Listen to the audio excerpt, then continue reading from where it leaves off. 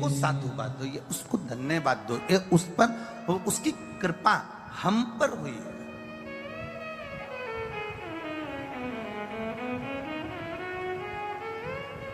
अच्छा, बहुत मेरी माताएं बैठी हैं, बहुत सारे विद्वत जन यहां पर विराजमान हैं। एक बात आपसे पूछें, बच्चा गर्भ के अंदर अगर सही रहता है, बिल्कुल सही है, बोलो तो डॉक्टर ऑपरेशन की बोलता है क्या? वो तो बच्चा गर्भ में टेढ़ा हो गया तो डॉक्टर ऑपरेशन करेगा कि नहीं करेगा? अरे जीजियों बोलो तो जम के, करेगा ना। बच्चा अगर गर्भ में सीधा है, बच्चा गर्भ में एकदम अच्छा है, बच्चा गर्भ में एकदम सीधा, उसको जैसा प्रविष्ट होना है, जैसा जन्म होना है, अगर बच्चा वैसा है तो डॉक्टर ऑपरेशन नहीं करते, डॉक्टर ऑपरेशन नहीं करेंगे। पर अगर बच्चा टेढ़ा हो गया, नाल फंस गई, मुख में गंदा पानी चले गया, बोलो बोलो सही है कि गलत है? अरे बोलो तो जितने बैठे हो, मुख में गंदा पानी चले गया, नाल फंस गई, बच्चा टेढ़ा हो गया, तो फिर डॉक्टर ऑपरेशन से बाहर निकालेगा कि नहीं निकालेगा? अरे बोलो जम के, बोलो जरा, बोलो तो अलवर वालो।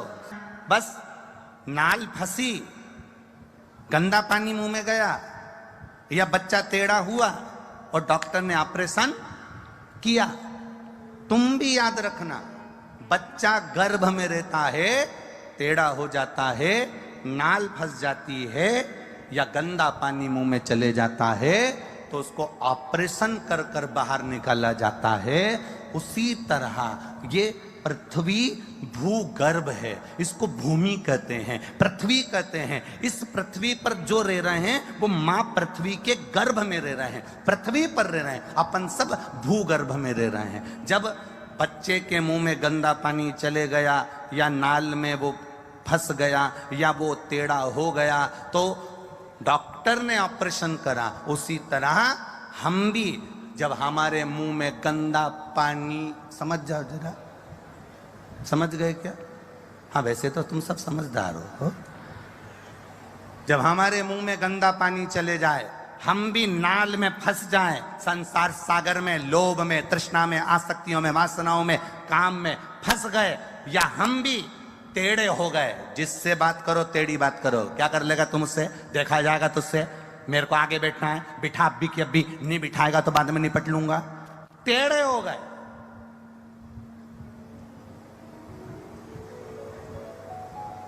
गंदा पानी मुंह में गया, नाल में फंसे, काम, लोभ, आसक्ति, वासना, तृष्णा में, और टेढ़े हो गए हम लोभ में, कहीं हमारे विचारों में, कहीं हम अहंकार में, कहीं तृष्णा में, कहीं आसक्ति में हम टेढ़े हो गए। तो फिर वो परमात्मा भी ऑपरेशन करना जानता है, और ऐसा ऑपरेशन करता है कि फिर कहीं का नहीं छोड़ता, फिर दर दर रोता फिरता है। इसलिए सावधान रहें।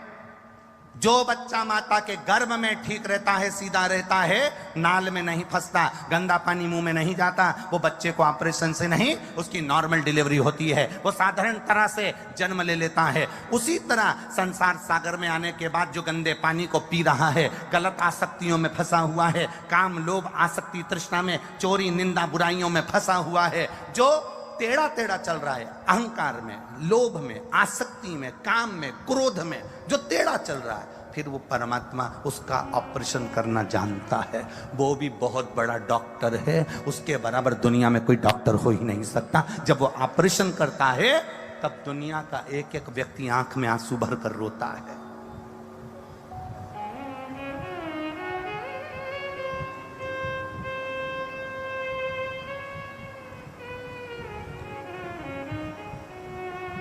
कितने, जब वो ऑपरेशन करता है तो व्यक्ति रोता है। कोरोना महामारी को उठाकर देखिए, उसने ऑपरेशन करना चालू करा था, आंखों में आंसू सूख नहीं रहे थे।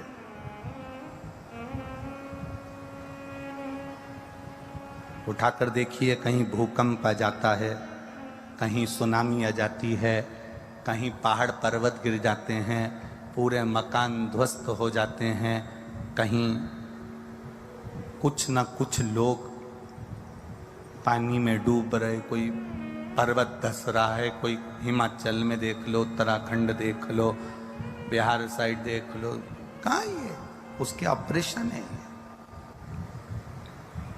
ये उसके ऑपरेशन है।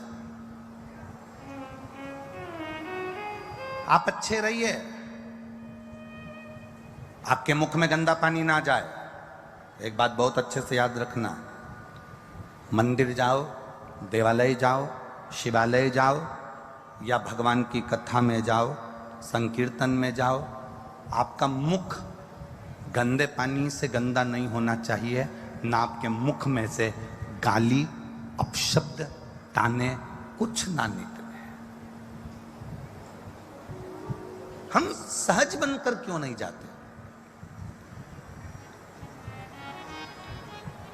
100% मनुष्य हैं, 100% लोग रहते हैं, 100% लोगों में से 25% लोग ऐसे हैं जो कि मंदिर, देवालय, शिवालय नहीं जाते हैं। कितने परसेंट?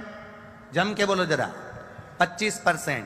25% लोग ऐसे हैं जो भगवान पर ही विश्वास नहीं करते कि भगवान कोई होता है, या हम भगवान के मंदिर नहीं जाते, हमें परमात्मा से मतलब नहीं, हमें अभिषेक पूजन से मतलब नहीं, जो परमात्मा कोई नहीं मानता। 25% ऐसे हैं जो मंदिर, देवालय, शिवालय, तीर्थ नहीं जाते। 25% ऐसे हैं जो भगवान पर भरोसा नहीं करते, विश्वास नहीं करते। हाँ, देखा जाएगा, हमें भगवान पर भरोसा नहीं, भगवान क्या होता है, भगवान कौन है, भगवान क्या है। तो 25% ऐसे हैं जो भगवान पर भरोसा नहीं करते। 25% ऐसे हैं जो 24 घंटे परमात्मा की, धर्म की, संस्कृति की, सभ्यता की और एक दूसरे की और माता पिता की निंदा में भी लगे रहते हैं। बचे 25%, और जो 25% बचे हैं वो ये अलवर की कथा में दिख रहे हैं। बस समझ लो कि आपकी भक्ति कितनी है।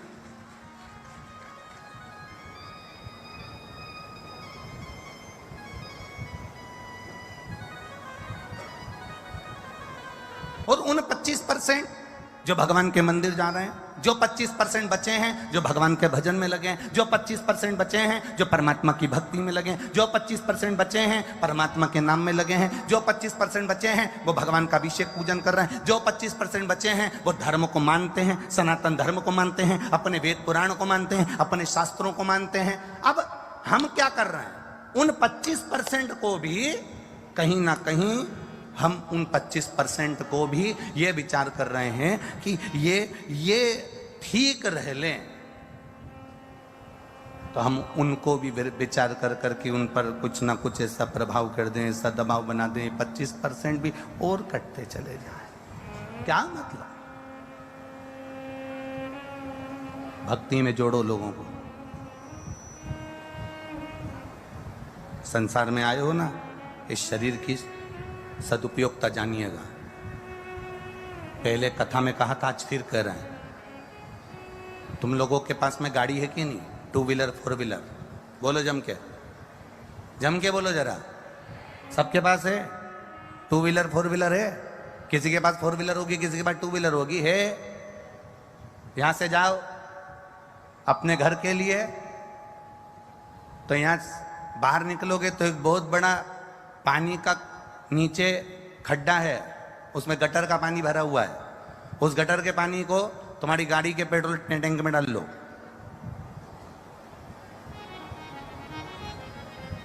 गाड़ी चलेगी? अरे बोलो जम के, नहीं चलेगी। गटर के पानी को 50 लाख की गाड़ी में डालो, गटर के पानी को, नाली के पानी को 25 लाख की गाड़ी में डालो, गटर के पानी को, नाली के पानी को 10 लाख की 4 व्हीलर गाड़ी में, 50,000 की 2 व्हीलर गाड़ी में जरा डालकर देखना। तुम 50,000 की गाड़ी में, 10 लाख की गाड़ी में, 50 लाख की गाड़ी में जब तुम गटर का पानी नहीं डालते, तो ये करोड़ों की गाड़ी में ये गंदा नाली का पानी क्यों डालते हो?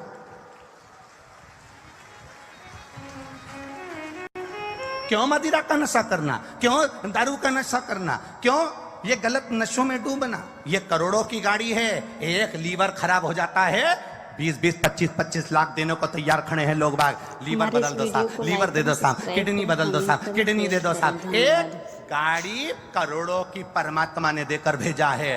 इस गाड़ी की कीमत को जिस दिन तुम समझ गए, इस गाड़ी की कीमत को, तुम एक जरा सा 10,000 का मोबाइल पर स्क्रीन गार्ड चला के चल रहे हो और रोड पर चल रहे हो, तो पुलिस वाले बार बार कह रहे हैं हेलमेट लगाओ, सीट बेल्ट लगाओ, हेलमेट लगाओ, सीट बेल्ट लगाओ। उनका काय का फायदा? फायदा तुम्हारा है, पुलिस का फायदा नहीं है। तुम्हारे हेलमेट लगाने से, सीट बेल्ट लगाने से पुलिस का फायदा नहीं है, फायदा तुम्हारा है। उसी तरह गटर का पानी नहीं पियोगे, गंदा पानी नहीं पियोगे, नशा नहीं करोगे, तो उसमें तुम्हारा फायदा है। ये गाड़ी नहीं तो बेकार हो जाएगी, एक दिन घर पर पड़ी रहेगी, उस गाड़ी का कोई मोल तत्व नहीं रहेगा। सड़ रही है गाड़ी, पलंग पर पड़ी है, बच्चे ले जाएंगे, बिठाकर डॉक्टर को दिखाएंगे, लाकर पटक देंगे, दवाई वाला दवाई दे देगा, सिस्टर तुमको इंजेक्शन लगा देगी, पर गाड़ी तो पलंग पर पड़ी है ना। क्या काम की वो भंगार की गाड़ी जिसकी कोई कीमत ही नहीं है।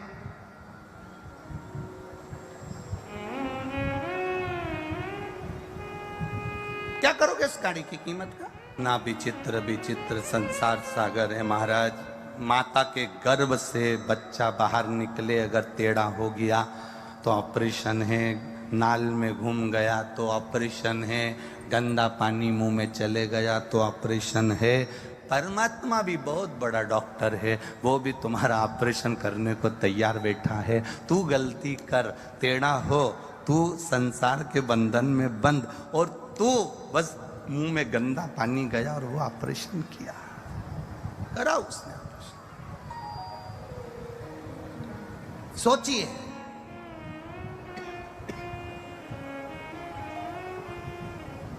उसको धन्यवाद दो। साधुवान की भक्ति में रमे हुए हैं, मेरा हाथ जोड़कर निवेदन है इनको उसमें रमे रहने दो। अगर ये फिर टूट गए, फिर चले गए, तो ये वापिस सनातन धर्म को नहीं पा पाएंगे।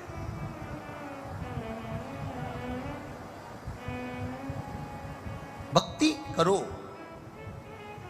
मेरे ओगड़दानी ने अविश्वास के कारण सती का त्याग किया था।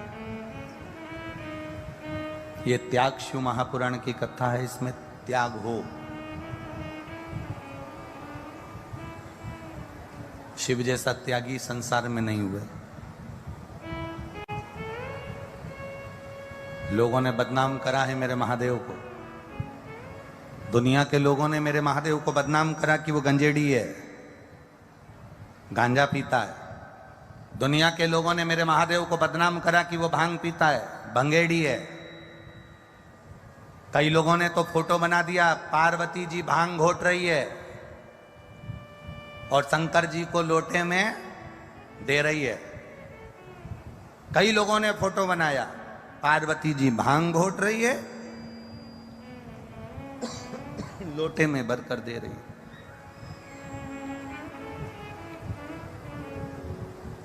आप में से कितनी माताएं बैठी हैं जो अपने पति को तंबाकू का गुटखा मल के देती हो?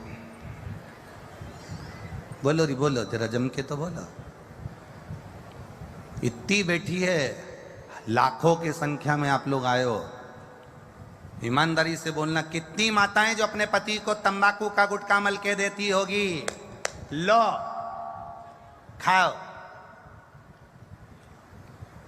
एक नहीं मिलेगी इसमें से। जब मेरे भारत की माता अपने पति को तंबाकू खाने को नहीं देती, तो मेरी पार्वती माता महादेव को भांग कैसे दे सकती है? जरा विचार करिएगा।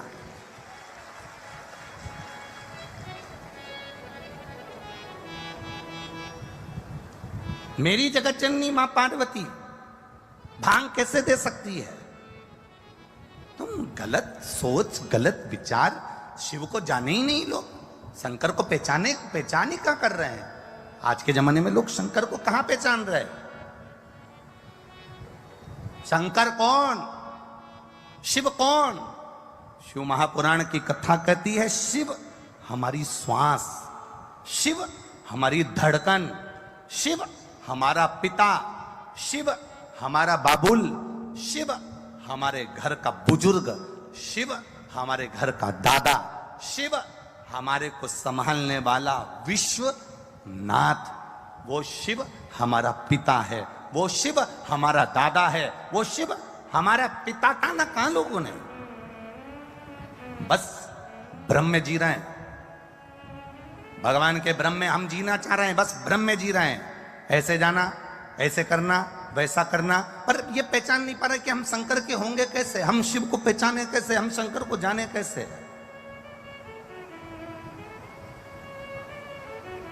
शिव की भक्ति को हम पाए कैसे। महाराज,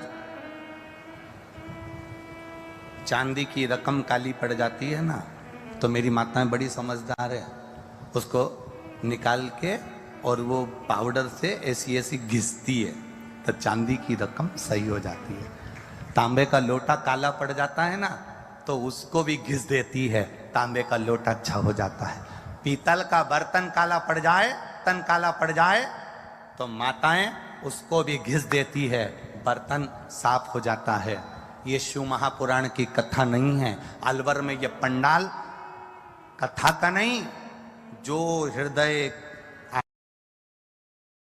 चित्त मन जो काला पड़ गया, उसको इस पंडाल में जम के घिसा जाता है, जिससे वो अच्छा हो जाए। इस मन को साफ करने का एक मंझोटा है, एक स्थान है, जहां पर जैसे बर्तन के स्थान पर बर्तन साफ होता है, चांदी के स्थान पर चांदी साफ होती है, कपड़े के स्थान पर कपड़ा साफ होता है।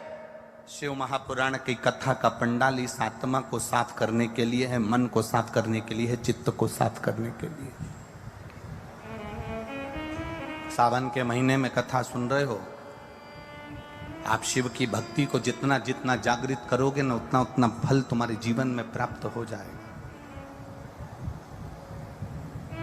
बारिश का समय चल रहा है,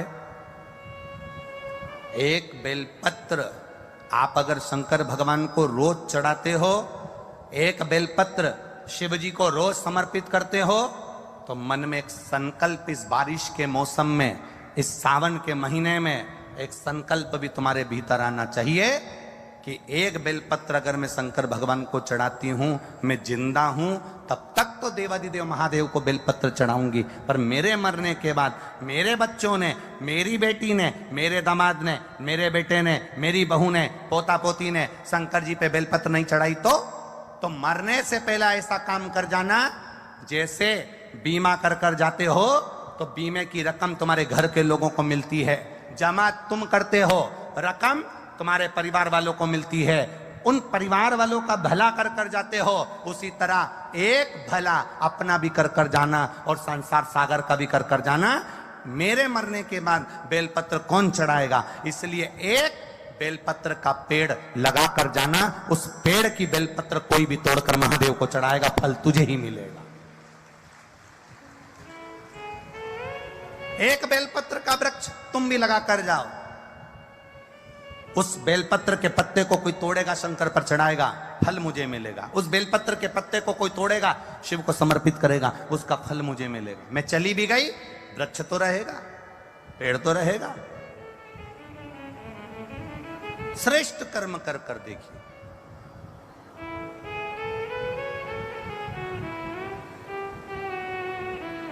और जब श्रेष्ठ कर्म हम करेंगे तो उसका सुख हमको मिलेगा, निश्चित प्राप्त होगा। ब्रह्मा और भगवान विष्णु के बीच की बात तो ये निकली कि पिता कौन है, नारायण के। ब्रह्मा जी कहते हैं विष्णु जी मेरे पिता हैं, तो वो शिवलिंग की आकृति जो प्रकट हुई, ब्रह्मा जी उसका सिर देखने जा रहे हैं और भगवान नारायण उसका चरण देखने जा रहे हैं। नारायण चरण नहीं मिला तो उन्होंने सत्य कह दिया कि शिव के चरण नहीं मिले, क्योंकि शंकर के चरण ढूंढने से अच्छा है शंकर से केवल दर्शन की मूलता पाना।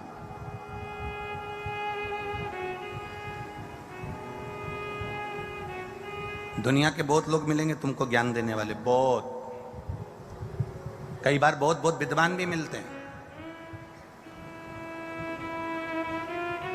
एक शंकर जी की कथा सुनने वाला एक भगत था और वो गाजियाबाद का था। अब उस शंकर जी की कथा सुनता था, उसको शिव जी पर बड़ा विश्वास था। शंकर की भक्ति में बहुत रमा रहता था, बहुत। कम से कम उसने इस व्यासपीठ के सामने कम से कम ना करते हुए 50 कथाएं श्रवण करी हुई थी, इतना विश्वास था उस शंकर जी। अब उसको एक कोई वो मिल गए, अब मैं उनका नाम नहीं लेना चाहता इस व्यासपीठ से, काय को लूं मैं किसी का भी नाम। तो वो उनकी किताब का प्रचार कर रहे थे, ठीक है। और प्रचार करते करते वो गाजियाबाद के वो लड़के से वो मिल गया, उनका शिष्य। और शिष्य मिलने के बाद उसने कहा कि भगवान तो है ही नहीं, और राम तो है ही नहीं, और कृष्ण तो है ही नहीं, और शंकर जी तो है ही नहीं, बस है तो हमारा जो गुरु जी है, बस वो ही है, और वो ही सब कुछ है, और कुछ भी नहीं है। अब वो इतना ज्ञान दे, वो गाजियाबाद का लड़का।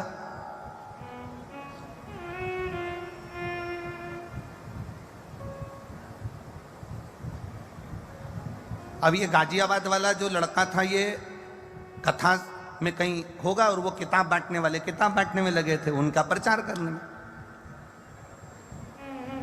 कि राम है ही नहीं, कृष्ण है ही नहीं, शिव है ही नहीं, बस वो ही है जो कुछ है।